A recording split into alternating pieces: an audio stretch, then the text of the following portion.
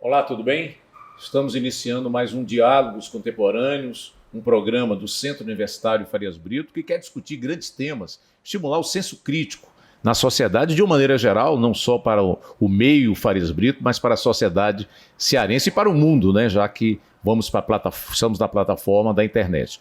A nossa convidada de hoje é a secretária de Estado, secretária da Igualdade Racial e professora da Universidade Estadual do Ceará, professora Zelma Madeira, não é? Prazer tê-la aqui, Zelma. Prazer todo meu, né, de estar aqui participando desse podcast. Perfeito. E convidamos também o professor Isaac Santos, professor aqui do Farias Brito, que nos ajudará aqui a fazer as reflexões, a levantar questões e dar também informações sobre as políticas de igualdade racial no nosso país e no mundo, né? Já que é um tema também do mundo inteiro. O mundo inteiro discute essa questão. E eu queria iniciar, Zelma, fazendo a seguinte questão. O Ceará é um dos poucos estados do Brasil, se não o único, que tem uma Secretaria de Igualdade Racial. Então a pergunta que eu faço é: por quê uma Secretaria de Igualdade Racial? É porque o racismo é um fenômeno planetário. Então, assim, aqui nós somos, eu acho que do Nordeste, eu acho que nós somos a terceira. A segunda, especificamente de igualdade racial, porque a gente já tem na Bahia, né? Então, a gente tem a CEPROM da Bahia, que já leva algum tempo. E no Maranhão também, nós temos uma secretaria que eu acredito que ela fica numa categoria de executiva, de uma outra maior que não me lembro agora, né? Então, nós somos a terceira. No dizer do nosso governador, ele disse para mim, né? Ele me chamou e disse: eu vou criar uma Secretaria de Igualdade Racial, porque se a gente colocar a pauta da igualdade racial, do combate ao racismo, de combate às desigualdades raciais, ela vai se diluir em qualquer secretaria que a gente possa colocar. E a gente tem muita demanda para resolver, titularidade de terra quilombola para acontecer, enfrentamento às desigualdades da nossa juventude, no processo de escolarização. Então, a gente vai ter uma pasta específica para que a gente possa cuidar, não é, dessa pauta. E assim, desde o início do governo, nós temos como uma das categorias, das diretrizes do plano de governo, o Mano de Freitas e Jade Romero. A quinta diretriz é de combate ao racismo e à desigualdade, e a insistência aí de formular políticas públicas de viés repressivo, que é o racismo é crime, valorativos, vamos ensinar essa sociedade a ser antirracista, e a política de ação afirmativa, que às vezes a gente se concentra muito mais só na política de cotas, mas sabe que é uma abrangência muito maior. Então, o governo nasce comprometido, a partir do seu plano de governo, com o enfrentamento ao racismo. É isso. E porque a gente tem uma grande tarefa também aqui no Ceará, que é desconstruir um discurso ideológico de que no Ceará não tem negros, não tem negras, né? Muito bem, Zelma. Professor Isaac, você que é professor de História como sim, eu, né? Sim. Somos colegas. A gente lida com a realidade da história brasileira, que revela que o Brasil foi o último país do Ocidente a libertar os escravizados, né? E eu queria muito que vocês conversassem também e explicassem um pouco esse termo que até para nós, professores de História, é recente. Uhum. A gente trata dos escravizados e não mais dos escravos, né?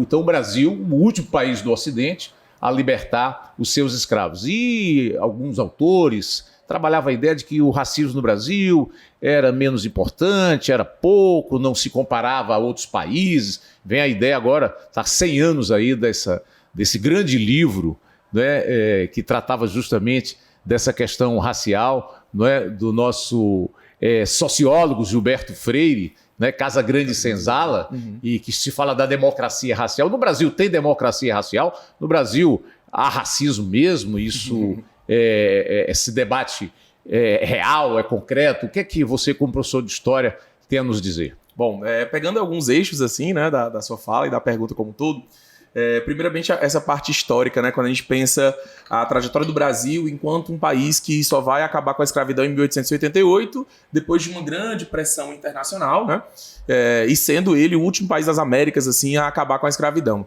Necessário explicar uma coisa, né? segundo o livro Dicionário da Escravidão e Liberdade, né, que é organizado ali, né, pela professora Lira Moura Schwartz, mas que tem textos incríveis, né, do professor Luiz Felipe Alencacho, tem uma das passagens que o professor fala da quantidade de escravizados que vão vir para cá, né? E aí são cerca de 12 milhões de africanos que vão vir para a América como um todo, para a América como um todo. Para o Brasil, a gente vai ter pelo menos 5 milhões de escravizados que virão para cá. Se a gente for fazer um comparativo com os Estados Unidos, por exemplo, os Estados Unidos da América recebeu 400 mil escravizados. No comparativo, muitas vezes, na visão tradicional das pessoas, há uma imaginação de que nos Estados Unidos da América o racismo ele é mais forte, porque tem toda aquela questão da imagética dos filmes, das séries e tudo mais. E mal sabem, né, essas pessoas que o Brasil ele tem o maior monstro racista do Brasil, ou do mundo todo, né? Porque o racismo brasileiro, ele muitas vezes, ele fica nessa ideia de que não existe. E, na verdade, a pior coisa é a gente enfrentar o inimigo que parece que não existe, mas está lá atuando fortemente contra a gente, né? Então o Brasil ele tem toda uma trajetória ali no século XIX para poder acabar com a escravidão, uma trajetória muito lenta, gradual, feita por uma elite do atraso que não quer acabar com a escravidão de maneira nenhuma, vai fazendo leis que muitas vezes são leis muito mais, como diz, né, a expressão para inglês ver, como a lei de 1831, né? Que é a Lei Feijó, que diz que vamos acabar com o tráfico, mas que não foi fiscalizado de maneira nenhuma. A lei de fato que vai acabar com o tráfico de escravos é a Lei Eusébio de Queiroz, de 1850, mas você vê que tem um salto de 21 anos até eu fazer uma nova lei que de fato vai combater a questão da escravidão no Brasil, que é a Lei de 1871, que é a Lei do Ventre Livre, e que é uma lei bárbara e violenta quando você pensa, né, a própria lei em si, porque ela dizia o seguinte, olha, quando o escravizado nascer, a partir daí ele estará livre. Né? E quando ele completar 8 anos de idade, como ele não pode ir, ele é uma criança, né? Ele, né, não pode ir embora sendo um bebê, né? Mas quando ele completar 8 anos de idade, o senhor poderá entregar esse escravizado para o Estado brasileiro, para que botasse em orfanato. Isso já por si só é uma grande violência, né? Porque eu vou tirar dos pais como se não fosse, né? Como se não houvesse o ideal de família, a ideia toda. E aí, se o senhor não quiser entregar com 8 anos de idade, ele poderá ficar com esse escravizado até os 21 anos, que era exatamente a idade que eles mais estavam produtivos. Então, o senhor nunca que entregava. Então, a lei do ventre livre não serviu para absolutamente nada, pensar assim a grosso modo. A outra lei que a gente vai ter é a lei de sexagenário, que também é absurda quando você vai pensar, porque ela diz o seguinte, todo escravizado que atingiu os 60 anos de idade poderá entrar com um processo para acabar com a sua condição de escravizado. Gente, quem era o escravizado que chegava até os 60 anos de idade? E outra, é como se ele não tivesse família, né? Completei 60 anos, vou embora da minha casa, vou embora da minha família. Essa coisa, muitas vezes as pessoas não entendem, né? Porque tirar a ideia de família do escravizado é também desumanizá-lo, né? E aí, finalmente, a gente tem a Lei Áurea, que também, quando a gente vai parar para pensar, tem uma série de problemas, porque a Lei Áurea diz o seguinte, olha, a gente acaba a escravidão, ela tem 3 linhas, gente, a Lei Áurea tem 3 linhas. A lei mais importante da história do Brasil, ela tem 3 linhas. Ela diz, por meio desse, encerramos a escravidão no Brasil. E tudo que está ao contrário disso, a gente revoga. E aí a Lei Áurea diz o seguinte, não diz absolutamente nada sobre integrar em termos de cidadania, não diz absolutamente nada sobre alguma reparação histórica contra aquelas pessoas, nada. Né? Então a Lei Áurea ela provoca todo esse processo de criar também a ideia de que não existe racismo no Brasil. Olha só, eles são livres. Né? E aí a gente entra todo num processo de marginalização dessas pessoas. Quando chegamos no século XX, aí entrando na questão, né, do Casagrande Senzala, do Gilberto Freire, havia uma proposta na sociologia brasileira, ali nos anos 30, de querer romper com essa ideia de que o Brasil, por ser um país mestiço, um país que tem negros, indígenas e tudo mais, ele seria por si só um país fadado ao fracasso. Como todo o processo de eugenia, o processo da darwinismo social, ele tentava colocar, né? E aí é louco pensar que o Casagrande Senzala e o Gilberto Freire, ele tenta apontar para uma ideia de que, olha, nós não somos inferiores por sermos mestiços. Aqui no Brasil nós temos uma democracia racial. Então ele aponta numa ideia positiva, mas ele vai para uma ideia completamente negativa que se criou e que ainda bem aparece Florestan Fernandes lá na frente, né? E aí o Florestan Fernandes com o livro dele, A Integração do Negro na Sociedade de Classe, quando o Florestan Fernandes ele aparece, ele vem para romper com essa ideia, dizer, deixa aí, olha, sim, a democracia racial ela não é um fato no Brasil, ela não existe, o negro sofre de fato com o racismo é uma das piores chagas do Brasil, né? E a gente tem um problema para poder enfrentar, e o problema é muito grande, como o próprio Florestan coloca. E aí a gente vai ter pessoas incríveis como Lélia Gonzalez, que vai fundamentar isso ainda mais lá no futuro. E a gente chega nos dias de hoje com a importância de ter uma Secretaria de Igualdade Racial, é importante observar que isso não nasce de outra coisa senão da tensão política.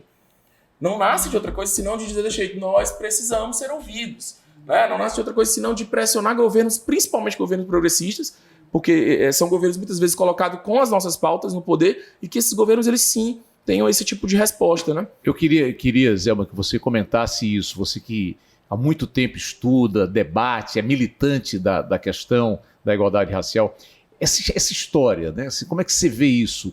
Como é que isso foi construído? Essa ideia de que no Brasil o racismo é menor, a democracia é racial. Como é que você acha que... Quem inventou isso? Com que objetivo se criou essa situação? Tá, primeiro eu vou voltar um pouco porque escravizados e não escravos. Perfeito. Porque, Sim, na verdade, é uma ação do outro sobre aquela massa de trabalhadores que vem com o tráfico transatlântico. É bom deixar evidente, porque senão a gente passa a pensar que é uma massa de desocupados. A gente vai ter que contar essa história, porque se a gente não conta, alguns vão pensar que lá os africanos e africanas estavam assim, lá no meio, ei, me leve, que eu quero ser escravizados, né? Então, a escravização, é importante que a gente trabalhe o processo de colonização, né? E esse é um projeto. Na verdade, é um projeto. Por que é tão difícil até hoje a gente enfrentar o racismo? Porque é um projeto de nação. E na sociedade brasileira se estrutura um projeto de nação racista, antinegra e anti-indígena.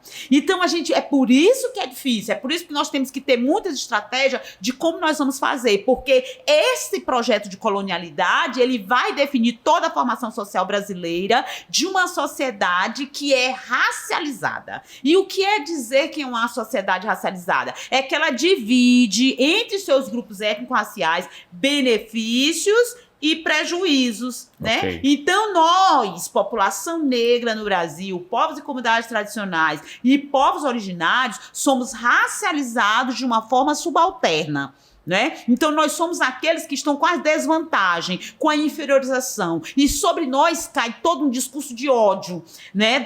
De não tolerar a existência de um professor, né? Que aqui a pouco é o mestre na história, que para nós é muito importante. Então a nossa formação social brasileira, né, está dentro desse quadro de projeto de colonialidade, de uma escravidão duradoura, né? Com quase 400 anos, foi o que demorou mais, e que vai ter um processo de abolição inconcluso, inacabado, porque, como o professor falou, nós vamos sair da escravidão sem nenhuma política de reparação pelo um passado criminoso e hediondo que foi a escravidão. Então, o que é que vai estar para nós?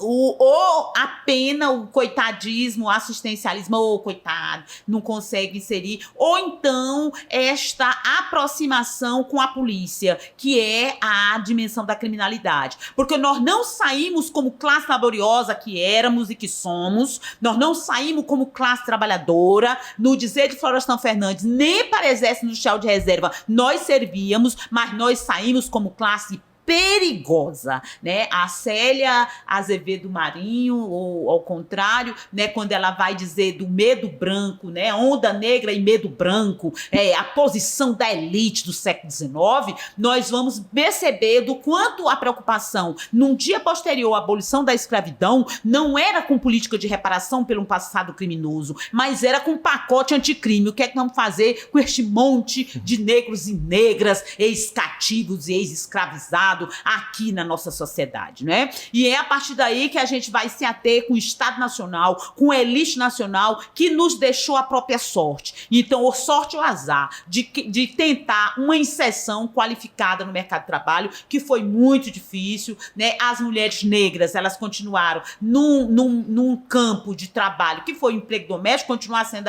as mucamas, as empregadas domésticas, e para os homens negros vai ficar mais difícil. E aí o que é que vai dar de oportunidade, bem entre aspas, que não é o mundo do crime, a dificuldade de ter que ganhar um salário para manter sua família, então trabalho precarizado, desemprego, né? E acima de tudo, o que o professor falou, que é o que nós temos todo dia de enfrentar, que é a desumanização. O maior trabalho de quem é negro, de quem é negra neste país é trabalhar em prol da garantia da nossa humanidade.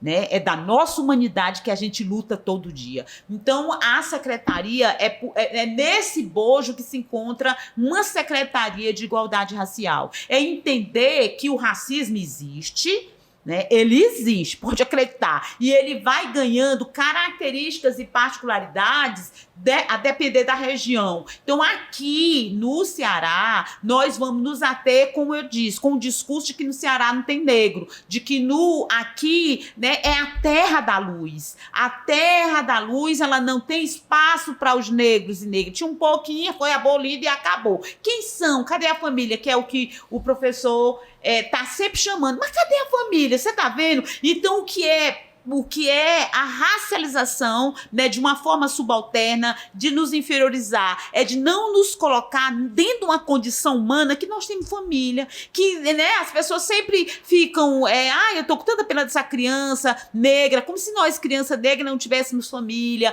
né? A nossa família, ela com certeza, ela vai enfrentar muitas vulnerabilidades. Às vezes uma criança, ela nasce aqui, ela fica na casa da avó, depois fica na casa do tio, mas isso não significa que nós não tenhamos família. Nós temos de uma outra forma que a gente tem que esticar o olhar para que a gente perceba o que é viver numa sociedade racializada, o que é viver num país cujo projeto de nação é o racismo, né? Um racismo antinegro e anti-indígena. Então isso nos coloca o desafio de ter que pensar, de formular, né? De ter a inteligência, a criatividade e um olhar contemporâneo de que nós não vamos ter desenvolvimento sustentado, nós não vamos ter crescimento e nem uma sociedade justa em termos ambiental, social, econômico, enquanto perdurar o racismo. Perfeito, perfeito.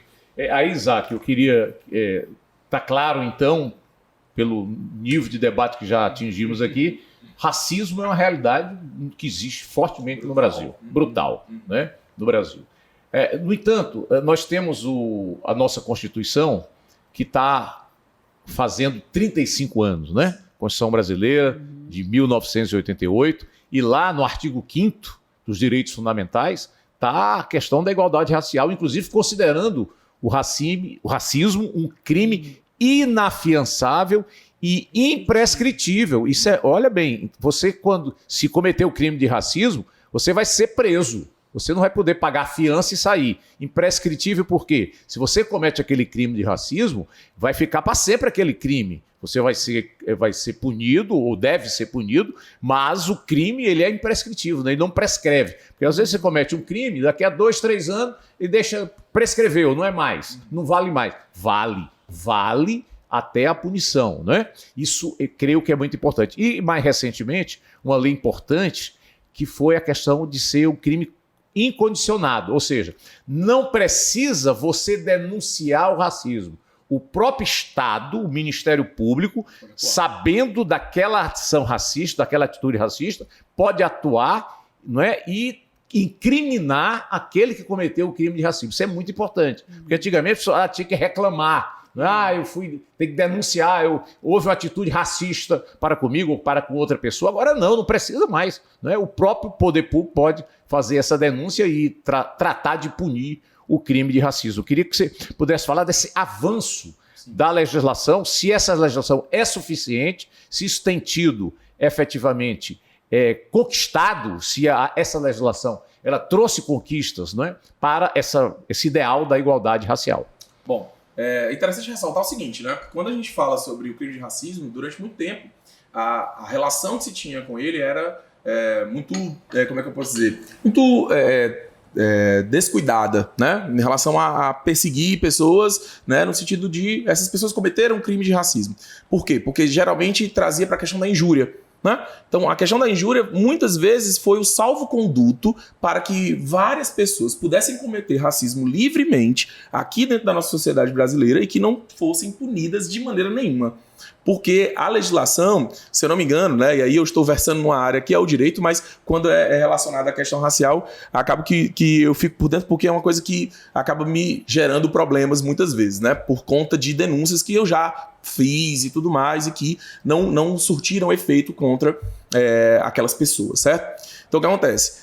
Muitas vezes, se você tiver um restaurante e você negar a entrada de uma pessoa negra, se você negar o benefício, de qualquer forma, né? Não só do restaurante, mas uma loja, etc e tal, nisso você consegue ter ali a materialidade do crime de racismo. Agora, se eu estou no meio da rua e alguém me chama de seu macaco, seu negrinho de qualquer coisa, etc e tal, essas pessoas que, né, fizeram esse tipo de ato extremamente agressivo e racista, elas entram na lei de injúria. E essa lei de injúria, muitas vezes, né, faz com que essas pessoas fiquem tranquilas. Grandes lojas, grandes departamentos cometem o racismo de uma forma a negar benefícios para as pessoas negras diariamente e muitas vezes pela questão financeira mesmo, pela forma de atuação e por termos um sistema judiciário embranquecido na nossa história brasileira, né? Essas grandes empresas muitas vezes saem ilesas. Eu falo da questão do sistema judiciário embranquecido porque quando você vai pensar o sistema judiciário brasileiro, né, você pensa toda a questão do concurso. O concurso por si só deveria ser algo que a gente pensa, né, é republicano. Ou seja, todo mundo pode chegar até lá, né, com aquele ideal de meritocracia, que é um ideal, né, que foi proliferado na ideia de Brasil, que não existe, né? Como se meritocraticamente todo mundo, negros e brancos, pudessem atingir o concurso da mesma maneira. E aí quando você pensa o que é passar num concurso como esse, para juiz, por exemplo, um concurso, por exemplo, para promotoria, né? Um concurso para qualquer cargo dentro do sistema judiciário. É extremamente concorrido. Antes da lei de cotas, né? E a lei de cotas, como a gente mesmo abordou aqui agora há pouco, né? Ela tem 10 anos, ela é muito jovem. Então, você pensa todo o arcabouço judiciário que eu criei em relação a isso, antes de uma lei de cotas. E mesmo com a lei de cotas, porque ela separa uma pequena porcentagem, né? Se você for pensar, e aí quando a gente fala de Brasil, mais de 50% da população brasileira é negra, né? E aí a lei de cotas ela vem para 20%, ela vem para 10%, vai variando, né? E aí, por exemplo, ao longo desse tempo todo, quem pôde ter tempo para poder estar estudando, teve uma boa escola, quem foi que teve uma boa escola? Né? A comunidade branca do Brasil. E aí a gente faz questão de ressaltar, depois de nós, negros, temos construído absolutamente tudo, né? Então, enquanto a gente estava lá trabalhando, essas pessoas tinham o seu espaço, né? É muito interessante quando eu lembro do filme, né, da Ana, que é o Que Horas Ela Volta, né? Então, enquanto alguém está ajeitando a casa, enquanto você está lá, né, trabalhando, estudando, e depois, no final das contas, você vai dizer que foi meritocrático, você conseguiu por conta própria, sem esquecer todo o contexto, né? E aí esquecendo, na verdade, todo o contexto. Então, quem pode ter tempo para quem pode ter dinheiro para ter uma boa escola? Quem pode ter tempo para poder, depois de se formar em direito, né, poder ter tempo para poder estudar para passar num concurso? Isso tem um ideal de raça muito forte quando a gente pensa a ideia de Brasil. Então, esse sistema judiciário todo branco é quem vai julgar quando nós, negros, dissermos desse jeito. Essa pessoa ou essa empresa, esse órgão cometeu racismo contra mim. E aí, o que falta, aí eu vou entrar na minha pesquisa especificamente, tá? Que é uma pesquisa sobre a relação em que eu posso utilizar o uso de história, o uso da disciplina de história para promover o letramento racial. E esse letramento racial não devia ser só para nós negros, porque dá uma ideia de que só nós negros temos que debater esse assunto, temos que conversar sobre isso, e não é verdade. Não é verdade. Todo mundo tem que conversar sobre isso, e em especial quem criou o problema. Não sou eu que deveria resolver o problema, que não foi eu que criei. Não fomos nós que criamos o problema do racismo. A estrutura do racismo. A violência do racismo se abate sobre a gente, mas não fomos nós que a criamos. Por que somos nós que temos que resolver por conta própria? Vocês são negros, vocês falam sobre isso, né? Então, é impressionante quando a gente pensa, por exemplo, que muitas vezes a gente fala sobre a questão racial, diversas vezes, como se a gente só pudesse falar sobre isso. E não pudesse falar sobre as outras questões que também nos afetam racialmente, né? Por exemplo, quando se falou sobre a composição dos ministérios do presidente Lula, né, se falou muito do Silvio, né, e por exemplo, da Aniele. A Aniele vai lá para o Ministério da Igualdade Racial e o Silvio vai para os Direitos Humanos. E o pessoal, por que o Silvio não pode discutir economia? Exatamente porque a economia vai direto na gente também. Por que essas pessoas não podem discutir economia? Por que o sistema judiciário brasileiro, mais uma vez, quando a gente vai pensar, ele está composto, e isso nos outros escalões também, de pessoas brancas discutindo aquilo dali que vai direto na gente, né? Quando você pega, por exemplo, uma das leis no Brasil que mais afetaram a comunidade negra é a lei de 2006, que é a lei de drogas. Quando você pensa, por exemplo, como o processo de criminalização do negro, como a gente pensa a posição do negro sempre criminalizada na história do Brasil, né? Como que as legislações elas vão caminhando de forma muito lenta. Quando aconteceu a lei de cotas, eu lembro muito bem, eu era um pequeno adolescente, né? Mas lembro muito bem de que foi um alvoroço aqui mesmo na cidade de Fortaleza, de várias pessoas indo para a frente da Câmara dos Deputados para poder dizer que não é possível, porque isso vai diminuir a qualidade dos ensinos no Brasil. Gente, não diminuiu, na verdade promoveu uma revolução. Só você pegar todo o material de produção acadêmica que vai se dar depois disso. né? A gente vai ter uma pluralidade, ciência precisa de pluralidade. Não decaiu de maneira nenhuma a qualidade do ensino, na verdade, melhorou. Então, quando você pensa na história das legislações brasileiras, essas legislações, infelizmente, elas vêm para nos atacar e nos colocam na condição de que, já que estou te atacando, é você que resolve por conta própria. O que não deveria ser assim. Perfeito, né? Perfeito. Eu queria ouvir tua opinião, Zé, sobre essa questão da legislação. Houve avanços no Brasil na legislação? São suficientes esses avanços? O que é que você me diz dessas legislações que foram criadas aí nos últimos anos? Pronto, esse ano a gente tem como um dos avanços de tornar a injúria igual ao crime de racismo. Então isso já, né, para nós é um avanço, embora os nossos avanços dentro dos marcos legais, ele vá se deparar com o efeito da sociedade que eu chamo racializada, e o professor chamou a atenção da presença desses grupos que são racializados de uma forma a ter benefícios simbólicos e materiais, que é o grupo considerado padrão, o que não se discute sobre suas narrativas, né, sobre o que ele é padrão, ele habita a zona do ser,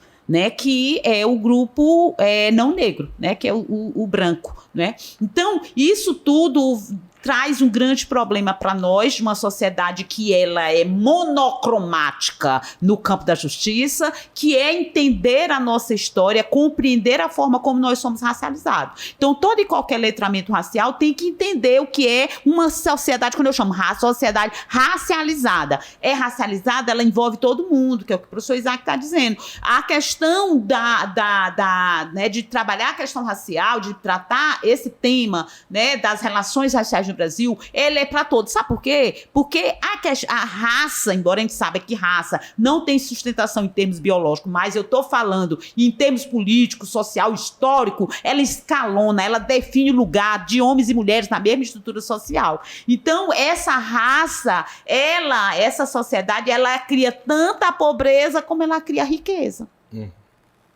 Né? Porque a gente pensa que só cria pobreza. Ela mantém e reproduz o status quo de quem sempre esteve ali.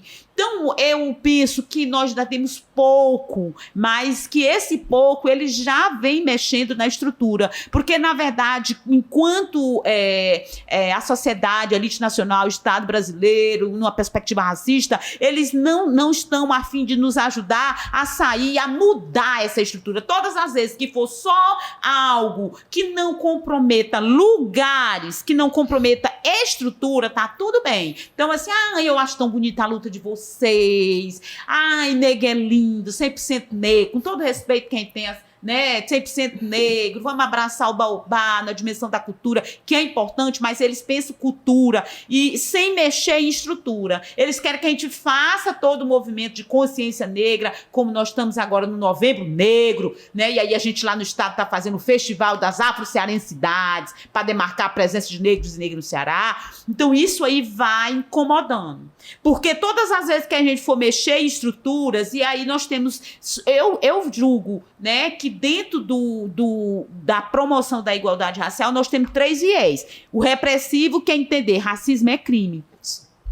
Racismo não é brincadeira pesada. E como tal deve ser tratado. Então nós saímos já da Constituição dizendo isso, com a lei CAO, né? Agora com esta lei que torna a injúria na mesma categoria. Então nós estamos indo até que estamos nos crescente aí no campo da legislação, isso no campo repressivo. No Ceará nós temos a DECRIM, a Delegacia Especializada, porque é pra lá, não é brincadeira pesada, não é mimimi, não é coitadismo, não é assistencialismo, tem nome, é crime, e como tal deve ser tratado. Então a gente tem que educar essa sociedade, né? Você vê que os ataques, quem é negra, sabe o que eu tô dizendo? Nosso ataque não é um dia, aí passa 6 meses pra gente se recompor pra acontecer, não. É todo dia, o dia todo, né? Esses grupos racializados de uma forma subalterna. E a outra forma é a valorativa. Valorativa é a aposta nos processos educacionais que essa sociedade poderá tornar-se antirracista.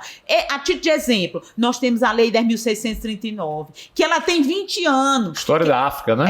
Que é obrigatoriedade no currículo. Da história da África, dos afro-brasileiros. Depois ela vai ser alterada pela 11.645 de 2008, que que inclui os nossos povos originários, que é a história dos nossos povos indígenas. Então, nós estamos até aqui bem dentro dessa história, mas graças a um racismo que não fica só nas relações interpessoais, mas ganha o campo do institucional, do estrutural, nós dentro da escola nós estamos tendo muita dificuldade nos processos educacionais, que fica muito mais para o professor sensível, o professor negro, o professor militante, o capoeirista, o do MNU, o do as mulheres, né, de luta. Então fica só para nós e não para toda a educação, não é?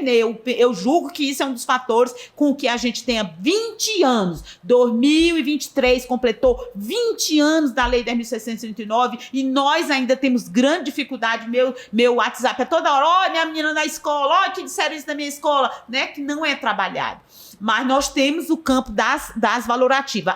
Acresce a Lei 10.639 a 11.645 as diretrizes para a educação quilombola e as diretrizes para a educação indígena. Então a gente sabe como vai fazer, por onde é que a gente tem que andar para ter uma educação antirracista. E a outra são as ações afirmativas. E as ações afirmativas nós temos no Brasil duas grandes apenas. Duas. Parece que o povo, quando a gente fala de cotas, eu odeio, eu acho que é muito humilhante. Não é humilhante. Vamos trocar e vamos entender o que é reparação do que humilhação. É uma reparação pelo passado, né? E as pessoas, mas faz tanto tempo. Vocês são pessoas assim muito raivosas, porque nós temos mais de 130 e poucos anos de abolição. Nós não somos raivosos, nós compreendemos as desvantagens históricas e o abismo, assim, né, da diferença, né, do quanto que tem de diferença entre o acesso às políticas públicas importantes. Então, dentro das políticas de ação afirmativa, nós temos duas dentro das modalidades cotas, que é a lei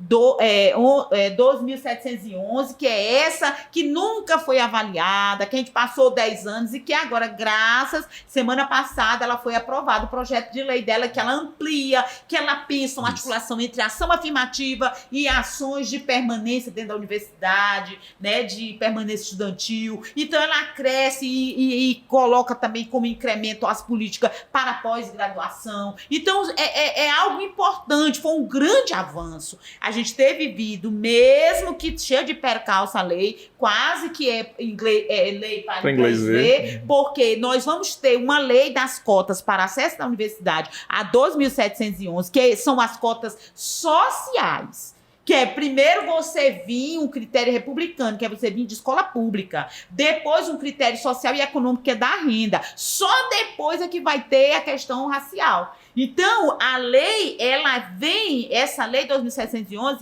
e ela, para ser aprovada naquele contexto, não podia vir como plena racial. Ela tinha que vir com social e o racial dependendo, né? Porque se eu tenho uma filha que teve bolsa para estudar, por exemplo, nessa escola, né, uma escola privada, ela está fora da lei, porque ela já vai contrariar o primeiro critério, que é republicano, que é vir de uma escola pública. E mais, né? Ainda mais, ela data de 2012, mas ela só vai ter as bancas de heteroidentificação lá para 2017. Olha só, de 2012 para 5 anos, 2017. né? 5 anos, quando se perdeu ali no que a gente chama, a doutora Lívia Vaz, né, lá do Ministério Público da Bahia, diz que é as afroconveniência. Então, quando nunca ninguém quis pertencer a esse grupo racializado de forma subalterna, quer ser negro, quando chega as cotas raciais, aí algumas pessoas querem, pelo um oportunismo, para aí frauda. Então a gente veja, olha o tanto de coisa que teve no caminho, não teve avaliação.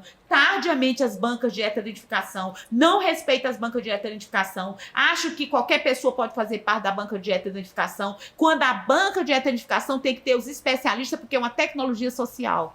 É uma tecnologia, não é qualquer pessoa que vai saber fazer. Então, isso tudo contou para que o nosso povo, e embora com todas essas coisas, nós vamos ter uma universidade com acesso aberto à diversidade, que não é só você entrar, você tem que permanecer e tratar dessa história de africanos, afro-brasileiros dentro da universidade. Então, eu penso que a gente já... E aí, a outra é dentro do concurso público, que é a Lei 2.990, de 2014. Então, essa de reserva de vaga de 20%, né, para negros, que são os pretos e pardos. Também nós temos problemas de fraude, né, aí nas bancas de identificação, que se coloca como desafio. E aí nós vamos para um elemento da história que a gente precisa entender, né, que é a mestiçagem. Sim. Tá. A mestiçagem no Brasil, ela tem hora que ela vai ser condenada e tem hora que ela vai ser afirmada. Então, ela vai ser condenada quando diz, não, quando a gente vai se misturar com este povo chifrinho de segundo quilate, que são os negros e os indígenas, nós vamos ter uma subclasse, né?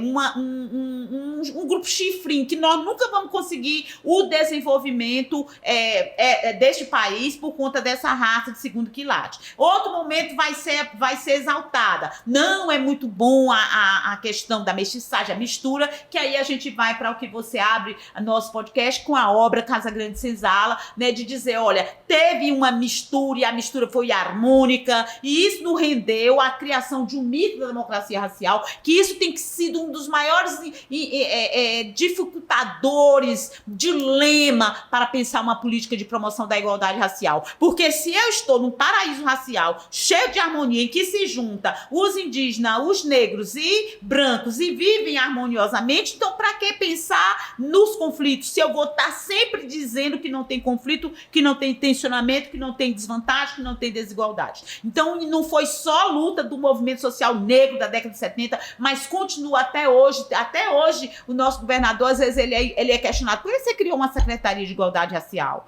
Por que você, se nem negro tem aqui, se não tem, isso aí é coisa da Zelma do Estado, que fica bebendo nas fontes dos Estados Unidos. Eu tenho uma pessoa, um jornalista, que me persegue. Todas as vezes ele diz que eu criei essa coisa no Ceará, de fazer com que as pessoas vejam conflito onde não tem, porque eu estou bebendo na fonte dos Estados Unidos e venho trazer isso aqui. Claro que os Estados Unidos tem tensionamento e vai ter de forma diferente, mas nós temos grandes conflitos. Então, no frigir dos ovos, nós precisamos ainda que lutar muito por política de equidade racial. Uma política, com certeza, que tenha a política universal. Não estou dizendo que não tem que ter política universal, mas podemos fazer na concomitância as políticas específicas, que é a política repressiva, política valorativas e políticas afirmativas. Se a gente junta esses dois, acreditando que nós temos um problema e o problema é planetário e ele vai mudando de contorno a cada região deste país de extensão continental, de que o Ceará, ele tem, né, lá com o Pará, nas unidades de federação, eles têm um específico que é muita pardalização.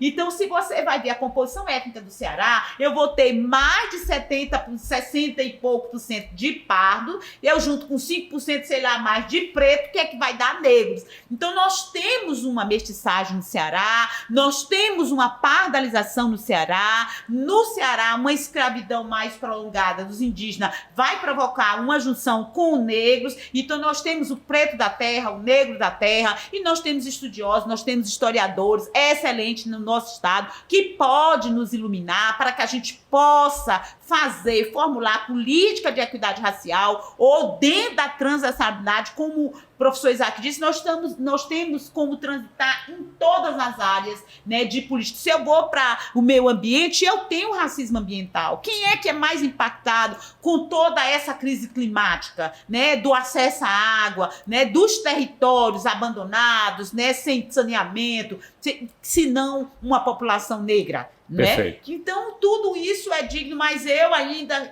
assim, sou otimista, né? Eu tenho trabalhado, né? Tenho dado minha contribuição nesse estado. Desde 2015 eu estou aqui no estado, porque para pesquisadora isso já é meu objeto, sujeito de pesquisa há muito tempo, né? Contribuído, eu acho que a gente já teve alguns avanços. Há que pensar monitoramento e avaliação e recondução no meio desse caminho e pensar, abrir a cabeça para essa reconstrução do país, né, para pensar processo democrático. Eu não vou ter democracia enquanto não enfrentar o problema racial. Perfeito. Professora Zelma, eu vi recentemente o resultado do censo de 2022. Eu vi ali um dado muito interessante. O censo no Brasil começa em 1872, né? Em tese seria 10 e 10 anos, né? E todos os censos davam uma maioria da população branca, né? E uma quantidade 40% de pardos, né? Que o pardo é o moreno, né? Sim. O pardo é o termo que é utilizado para esse mestiço, né? Ou moreno com branco com índio, ou índio com o negro, negro com branco, é o pardo, né?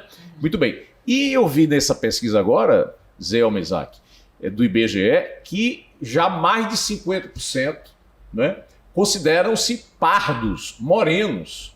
E houve um avanço também do percentual de negro. Salvo engano, chega a 8% ou 9%, não lembro bem o número agora, mas se você comparar com os anteriores, mais gente se considera negra.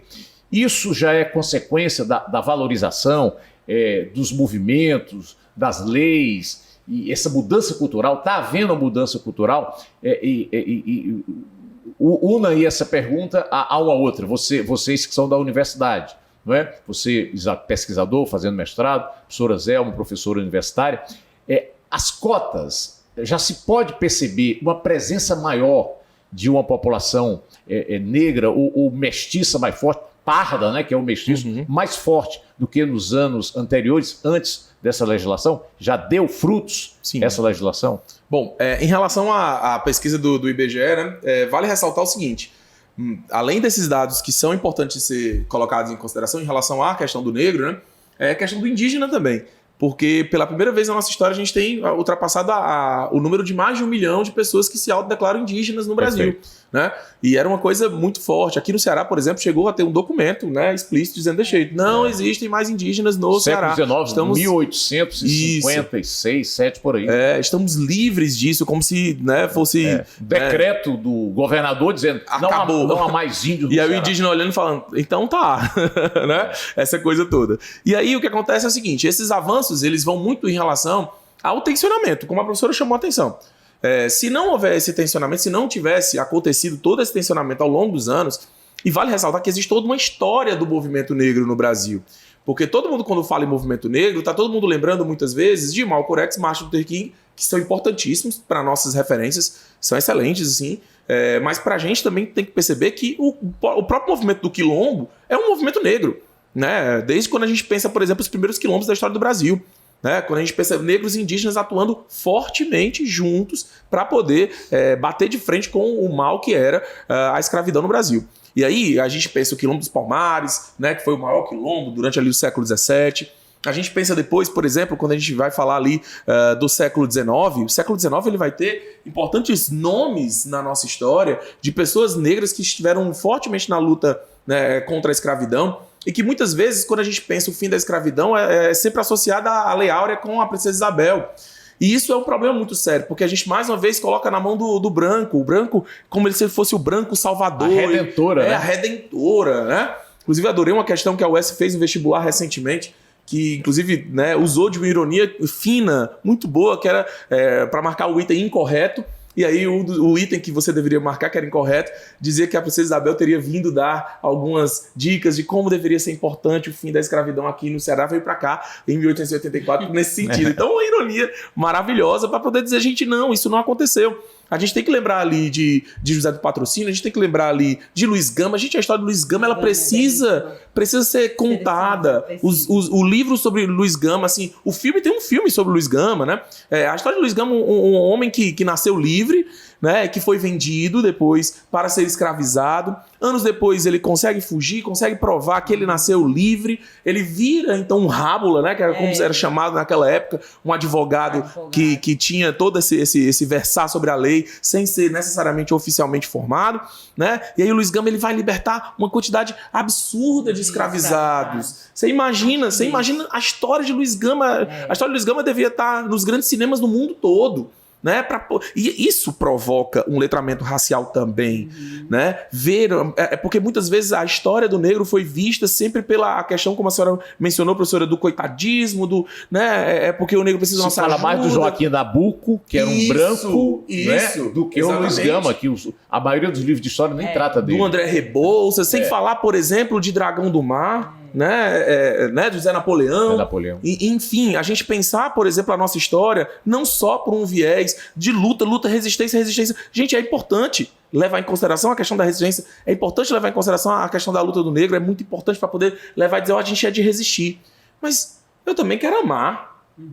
Eu também quero ser visto como não como um homem negro que é sempre cara feio e tal. Eu adoro quando o Mano Brown brinca com isso. E o Mano Brown, ele chama a atenção de que uma das coisas que mais incomoda nele, né, no Brasil, toda essa coisa de sempre ele ser pensado como um homem bruto. Um homem que vai bater nas pessoas, que vai resolver na porrada. Como se eu fosse resolver na porrada. Gente, eu nem sei lutar. Mas quando é preciso, assim o farei. Mas essa coisa de... Eu adoro como o rap, né, recentemente, aí a minha promoção de letramento racial é muito através do rap. Ele vai criando essa ideia de que nós negros a gente também ama, a gente quer amar, a gente quer ser amado, a gente quer ser vulnerável, a gente poder ser vulnerável, não pode ser vulnerável, a gente não pode demonstrar fraqueza por conta disso, daquilo, outro. Então, quando você pensa a trajetória do movimento negro, que é muito essa coisa da luta, o rap agora é um movimento negro também. Né? Então, quando a gente pensa ao longo da nossa história de resistência, um fortalecimento de uma ideia positiva da pessoa negra que se deu muito pelo que vai acontecer a partir da década de 70, por exemplo, com o movimento de Black Music aqui no Brasil, né? o Black Hill, por exemplo, quando a gente pensa, por exemplo, o movimento negro unificado, e como a ditadura militar vai fazer de tudo para poder escamotear isso e dizer não existe isso. A senhora mencionou agora há pouco a fala que existe desse jornalista que lhe persegue, né? Dessa coisa de você tenta trazer um problema que é de lá para cá. Eu já disse no começo e vou falar de novo. O nosso problema é muito maior do que o deles. É muito maior do que o deles. Lá nos Estados Unidos, só para você ter ideia, tem a questão da única gota. Né? Para quem não sabe, para quem estiver ouvindo a gente não sabe. Lá nos Estados Unidos é assim, se você tiver qualquer traço que seja relacionado à africanidade, lá você é colocado na categoria de negro. Você já está nessa categoria. Por que o nosso inimigo aqui é muito forte? Porque aqui no Brasil não é a questão do traço, é a questão da pele mesmo.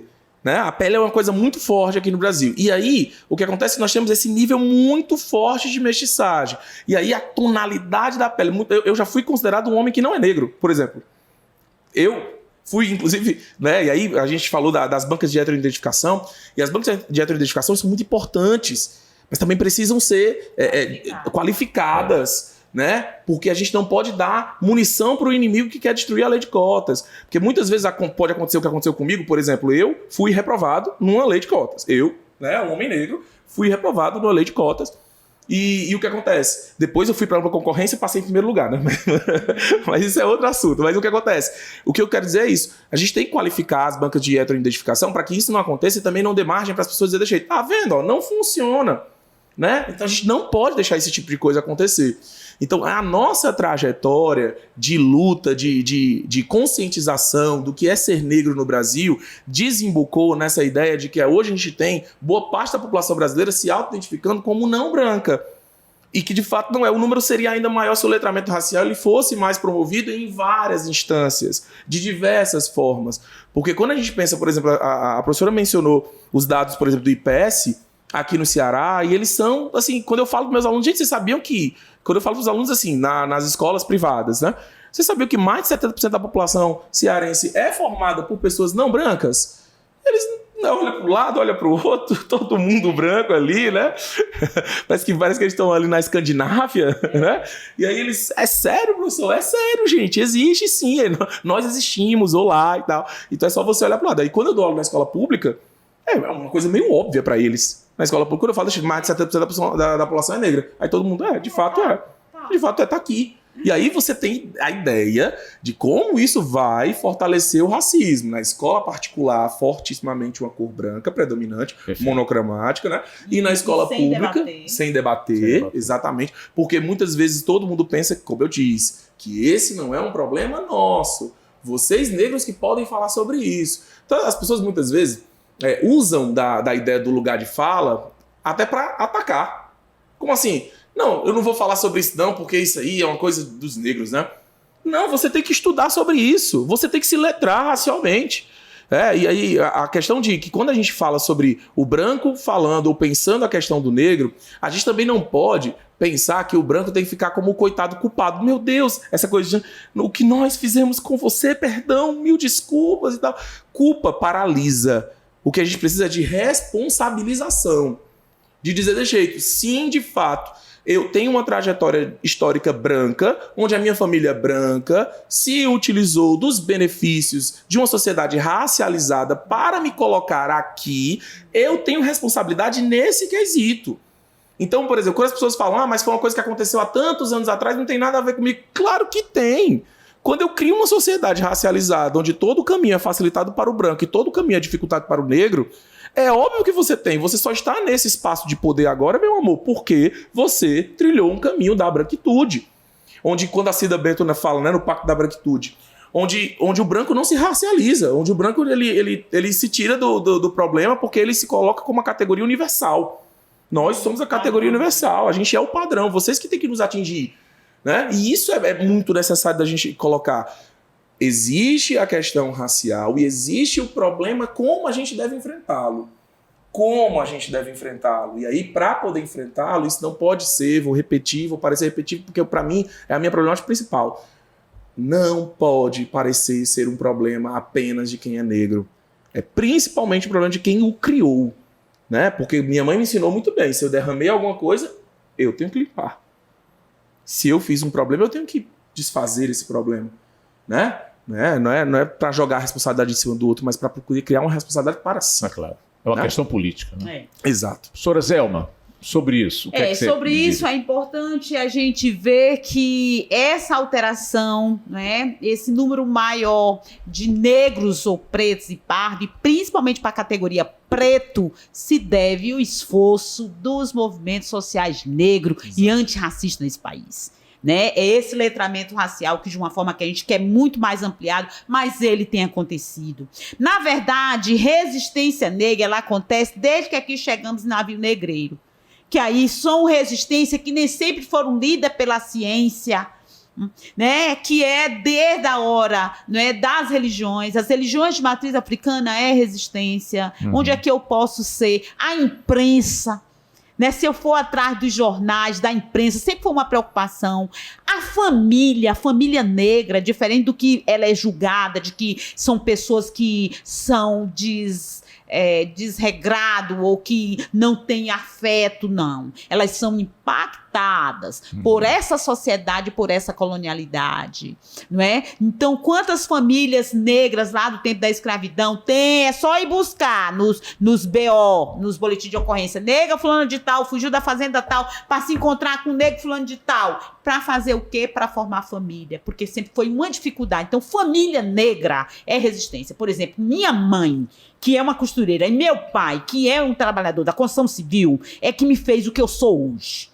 De dizer o que é ser negro no sentido positivo. Então, família é resistência, a imprensa é resistência, o quilombo é uma resistência direta, de ter colocado uma alternativa, uma paralela. É só ler Clóvis Moura. Né? Se a gente lê Clóvis Moura, a gente entende toda a escravidão. Não no sentido de achar de uma forma utópica que foi a coisa mais linda nos quilombos. Foi não, mas foi uma alternativa de organização econômica, política, social, religiosa. É só ir lá no quilombo e ver quando está muito junto a dimensão econômica, política e religiosa ali, essa maneira de ser desse outro jeito. Então, esses dados do censo, ele é fruto já disso, né? Dessa luta nossa de qualificar a negritude, no sentido de algo positivo. Você é negro, e negro não tem que ser feito uma associação perversa igual a escravo. Nós viemos, como eu disse, do tráfico transatlântico como trabalhadores e trabalhadoras, e que viemos, não podia ter mala, não tinha livro para nós trazer, mas nós trouxemos no nosso corpo o nosso legado, o nosso patrimônio, o que nós somos até hoje, né? Então isso tem que ser contado para a nossa juventude negra, isso tem que ser contado dessa nossa raiz, como agora a gente vai implementar, realizar, executar o projeto Sankofa, de justiça e letramento racial dentro do socioeducativo. O que é isso? É recordar para aqueles meninos, aquelas meninas que estão lá, né, que cometeram o delito, que não tem problema, a gente pode voltar para trás e pegar o que esqueceu.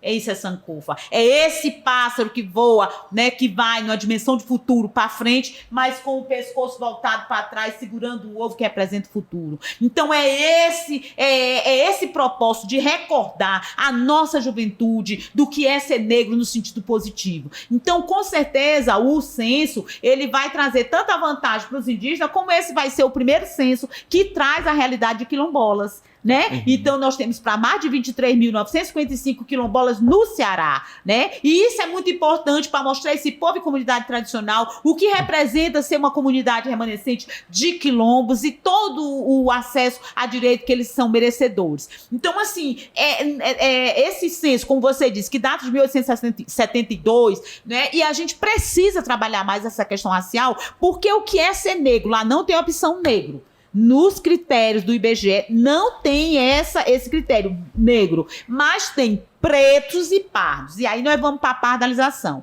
Nós temos estudo lá também na década final dos 70 para os anos 80, que nós tínhamos para mais de 136 nomenclatura para não dizer esse negro. Eu sou marrom bombom, eu sou chocolate, eu sou de cor de burro quando foge, eu sou jambo, cravo canela. Tudo isso para não dizer, porque o que é isso? É fruto de uma sociedade racializada, cujo projeto de nação é racista e antinegro. Então, nunca foi fácil você se autoafirmar de negros. Então, todo o tempo, embora em todo o tempo da história, nós tenhamos resistência e muita gente orgulhosa de ser negra.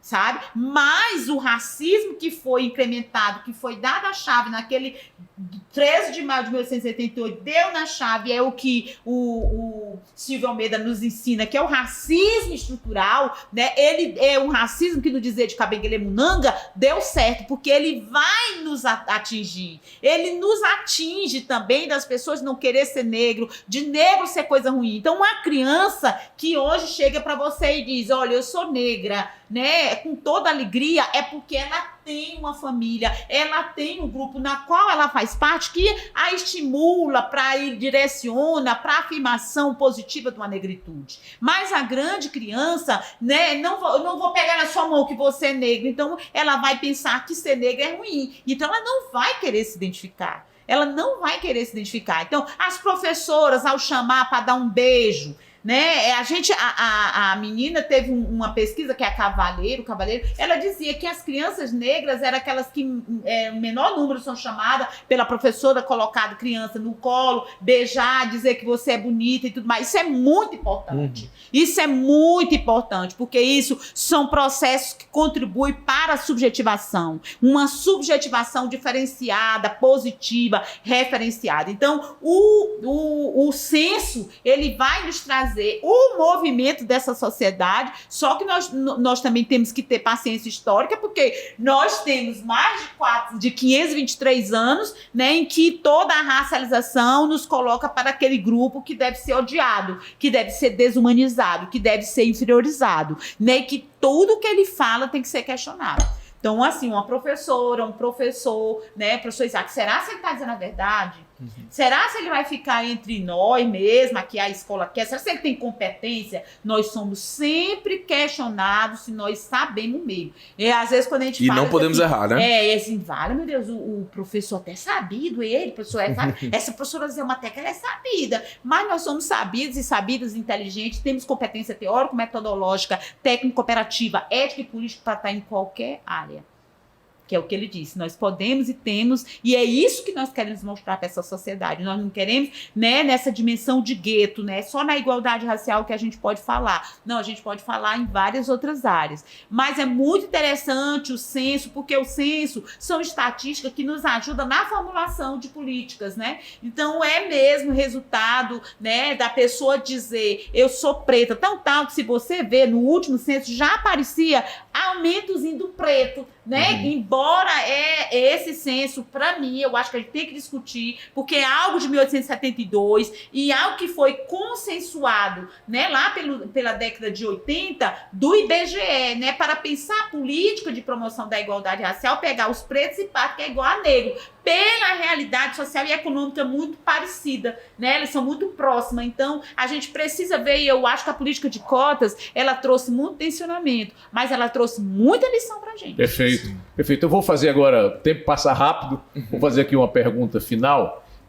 Os dois professores falaram bastante do Ceará, não é? Sim. E é interessante, o Ceará, ele em 1881, não é? Realiza aquele movimento aqui liderado por Zé Napoleão, sim, principalmente por ele, né? Uhum. Mas aí o Francisco José do Nascimento, Dragão do Mar, vai ter um papel importante também para evitar aquele tráfico interprovincial, né, de escravizados, porque nós já tínhamos ali, sobretudo, a produção de café, o próprio ouro ali de Minas Gerais. Então, num determinado momento, diminuiu o tráfico da África para o Brasil e o tráfico aqui entre as províncias, né, que depois se tornaram ali os estados. E aí nós tivemos um papel fundamental desses dois líderes, por isso se fala tanto do Dragão do Mar, homenagem ao Dragão do Mar e tal.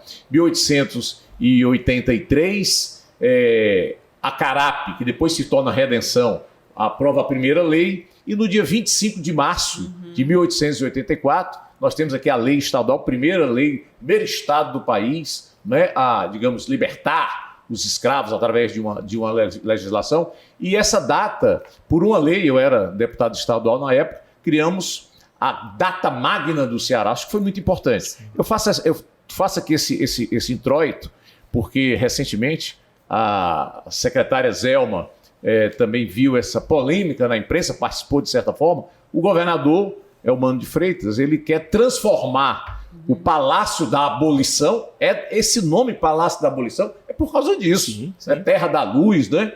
O Ceará foi considerada a Terra da Luz, justamente porque foi o primeiro estado a conquistar essa legislação, quer transformar ali num equipamento de reflexão e que se possa discutir melhor essa questão. A abolição houve mesmo? Houve a partir dali igualdade? Não houve? Por quê? Eu acho que isso é interessante. Eu queria te ouvir e ouvir a professora Zelma sobre isso. Quer dizer, é possível fazer mais? O Estado, a partir do momento que tem uma secretaria, o que fazer mais? Bom, sobre essa questão da troca, né? Por exemplo, o mausoléu do Castelo Branco vai ser desfeito, né? E isso eu acho importantíssimo porque entra num debate de memória, sobre história e memória, né? Porque existe uma diferença entre história e a memória, porque todo mundo às vezes confunde isso e tal. História é uma ciência que utiliza da memória como sua fonte histórica, né? A memória, ela sempre é construída de forma artificial. A memória sempre é construída nesse sentido. Então, quando eu tenho o nome das ruas da cidade de Fortaleza, todos eles, né, com uma grande quantidade absurda, eu sempre faço esse questionamento para os meus alunos, né? Como é o nome da sua rua? Os alunos geralmente falam em nomes masculinos, e se você for atrás, são nomes de homens brancos que fizeram parte da nossa história e tudo mais, e que mulheres negras, por exemplo, quase não existem, indígenas, por exemplo, quase não existem, e aí isso vai criando uma memória de que só essas pessoas criaram coisas positivas na nossa história, de que só essas pessoas brancas, né, fizeram coisas positivas ao longo do tempo aqui no estado do Ceará. Quando a gente pega, por exemplo, o Palácio da Abolição, e a gente entra para a reflexão sobre o que é aquele palácio, o que representa para a história do estado do Ceará, o que representa a gente poder ter salas ali que discutam a memória sobre o povo negro cearense, sobre como esse povo negro cearense ele conquistou a sua liberdade, como essa liberdade não foi uma concessão de benesse apenas, eu estou te dando isso, mas que foi uma tensão criada. Eu vou criando a senha para que as pessoas percebam como eu posso modificar a realidade. A memória, ela cria isso, para o bem ou para o mal. Quando você tem lá na cidade de São Paulo várias referências aos bandeirantes, as diversas referências como monumentos, o nome de uma emissora, as principais ruas, o palácio do governo, em relação a pessoas que vão adentrar o interior do Brasil para três coisas. A primeira coisa, aprisionar povos indígenas, né, que é o apresamento, e onde eles chegavam em aldeias indígenas e sequestravam aqueles povos indígenas todos para poder vendê-los como escravos para produtores de açúcar. Quando eles vão para sertanismo de contrato, que é quando eles adentram o interior do Brasil, atrás, por exemplo, escravizados que estavam fugidos, ou para destruir quilombos, como, por exemplo, Domingos Jorge Velho aconteceu, né, lá no final do século XVII, ou para fazer a prospecção, que acaba por ser ali uma consequência dos dois primeiros, né? E aí, quando você vê todo o processo de violência que os bandeirantes vão fazer contra essas comunidades, contra os indígenas, contra os negros, e anos depois eu olho para essas figuras como figuras heróicas, eu crio uma imagética no Brasil de que tudo bem você matar essas pessoas. Como diz, por exemplo, o Emicida ele fala da jeito, existe a pele alva e a pele alvo. Então, essa nossa pele é uma pele alvo. E a pele alva, tudo bem, ela passa ilesa o tempo inteiro. Porque eu criei na memória do Brasil de que o branco não é perigoso. De que o branco não pode ser perigoso. Ele não é perigoso. Perigoso não, perigoso é o negro. Esse negro fugido. O perigoso é o indígena, ele é estranho. Ele nem é ser humano, como foi feito questionamento diversas vezes, né? Então eu crio essa imagem de que tudo bem, essas pessoas são heróis. Gente, você imagina, descendente de indígenas, descendente de negros, olhando para essas pessoas como o Palácio dos Bandeirantes, olhando para as ruas e pensando, cara, mas essas pessoas assassinaram o meu povo. Então é o discurso do vencedor, o vencedor impera. E quando a gente, por exemplo, olha para a nossa história aqui, a gente tem um Palácio da Abolição, mas a gente precisa de mais, não é só ter um palácio com um nome. A gente precisa de ter pessoas lá dentro, assim como a Zelma, mais pessoas. Nós não precisamos só de uma Zelma, a gente precisa de uma quantidade absurda de Zelmas lá dentro, né? Para que as coisas possam ser modificadas de fato. A gente precisa de uma construção de uma memória que seja feita aqui no Ceará, que vá além do Palácio da Abolição. Espaços como, por exemplo, o mausoléu, que foi tido como uma coisa natural, dá a ideia de que tudo bem, o Castelo Branco foi um presidente da história do Brasil e tal. Gente, desculpa, o Castelo Branco foi um ditador. O Castelo Branco foi um ditador. Ele é cearense, ele é fortalezense e tudo mais. Amigão da Raquel de Queiroz. Um ditador. Quando a gente olha para ter um mausoléu de referência a um ditador na nossa história, a gente diz que tudo bem desfazer a democracia quando a gente quiser. Cria-se essa memória. E a gente não pode fazer isso. Então eu, como historiador, eu fico pensando muito nessa coisa. Qual é a memória que a gente está criando? Para poder criar sempre. Porque se a gente cria uma memória positiva de embate e de que esse embate ele gera frutos positivos para nós, eu crio na cabeça desses meus alunos, pretinhos e pretinhas, ou branquinhos e branquinhas, mas que estejam interessados pela responsabilização de que é possível modificar através de luta e não através só de esperar. Muito bem, então é isso. Muito bem, Isaac. Zelma, e para suas palavras finais, eu achei muito interessante, né? A ressignificação, tirar o mausoléu e ressignificar. Eu chamaria de um memorial pela democracia, em que a gente vai trabalhar desde o tráfico transatlântico, que este Ceará que vai abolir antes e as consequências disso, o que é que teve de aspecto positivo, o que é que não teve, o que é que reproduziu, o que é que alterou, né? E aí a gente aproveita neste memorial, neste espaço de validação da democracia, também toda uma discussão da ditadura, porque aí eu fui já chamada aí a atenção a Comissão da Verdade, o grupo que lida com a justiça, né? E para aquelas pessoas que sofreram a ditadura, que era um momento que tem que ter um monumento, que tem que ter esse espaço, né? Dessa memória, dessa história, dessa memória. E eu acho interessante. Eu acho que se falar de memorial, e estava até discutindo isso com o ministro Silvio Almeida, né? De que este memorial pela democracia, ele abarca desde o tráfico transatlântico até que a gente não pode se refutar, e a gente tem que fazer no próximo ano do debate 60 anos ali de quando foi instaurada a ditadura, né? Então eu acho muito interessante, eu acho que o professor Isaac falou muito bem do que é a história e do que é a memória, e dessa necessidade de nós termos ativos. Nós precisamos ter um ativo não só para o inglês ver, porque nós temos um plenário 13 de maio, nós temos o Centro Cultural Dragão do Mar, nós temos um Palácio da Abolição. Então vamos dar aí consequência para isso. O que é ter um plenário, né, dentro da Assembleia Legislativa do Estado do Ceará, 13 de maio? O que é ter um Palácio da Abolição? E eu quero dizer que eu estou junto nessa para dar toda a minha contribuição para ver o que a gente pode fazer em nome de um memorial, né, da democracia no nosso Estado. Muito bem, eu acho que nós tivemos aqui uma grande aula da professora Zelma, do professor Isaac, sobre a questão da igualdade racial, processo histórico brasileiro, cearense. Acho que esse era o objetivo do nosso debate, que vocês pudessem entender melhor como se deu esse processo, o que fazer, qual é a sua atitude como cidadão em relação a essa questão da igualdade racial. Então, eu queria agradecer bastante, dizer que foi um debate muito interessante. Eu espero que vocês tenham gostado. Um abraço.